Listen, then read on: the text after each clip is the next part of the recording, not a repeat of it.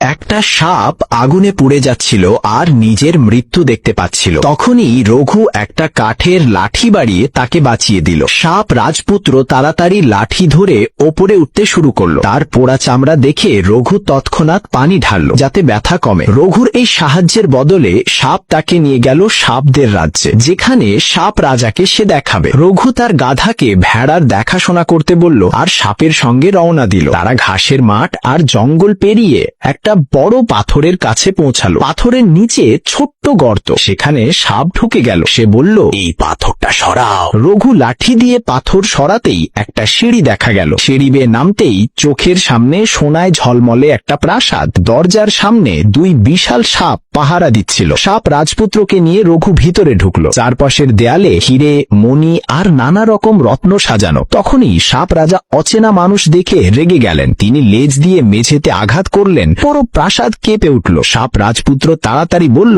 এই মানুষটা আমাকে আগুন থেকে বাঁচিয়েছে, না হলে আমি মরে যেতাম। তখন রাজা শান্ত হলেন। তিনি রঘুর দিকে তাকিয়ে বললেন, তুমি আমার ছেলের জীবন বাঁচিয়েছ, তাই তোমাকে দুটো সুযোগ দিচ্ছি। প্রথমত, তুমি পৃথিবীর সব প্রাণীর ভাষা বুঝতে পারবে। দ্বিতীয়ত, তুমি অসীম ধন সম্পদ পাবে। তবে একটি মাত্র বেছে নিতে হবে। রঘু ভেবে দেখল, ছোটবেলা থেকে সে ভেড়া আর কুকুরের সঙ্গে থেকেছে। সব সময় তার ইচ্ছা ছিল প্রাণীরা কি ভাবে তা জানার। সে বলল, আমি প্রাণীদের ভাষা বুঝতে চাই। সাপ রাজা তাকে 3 কদম এগোতে বললেন। তারপর নিজের লম্বা ঝলমলে জিভ বের করে রঘুর মুখে স্পর্শ করলেন। হঠাৎ রঘু সাপ রাজা আর রাজপুত্রের কথোপকথন স্পষ্ট বুঝতে পারল। তাদের হিসিস শব্দ তার কাছে পরিষ্কার ভাষা মনে হলো। সাপ রাজপুত্র তাকে সতর্ক করে দিল, এটা তোমার গোপন শক্তি। কখনো কাউকে বলবে না যে তুমি প্রাণীদের ভাষা বোঝো, আর আমাদের রাজ্যের কথাও প্রকাশ করো না, নইলে এই বর আশীর্বাদ নয়, অভিশাপে পরিণত হবে। রঘু মাথা নাড়ল আর গ্রামে ফিরে গেল।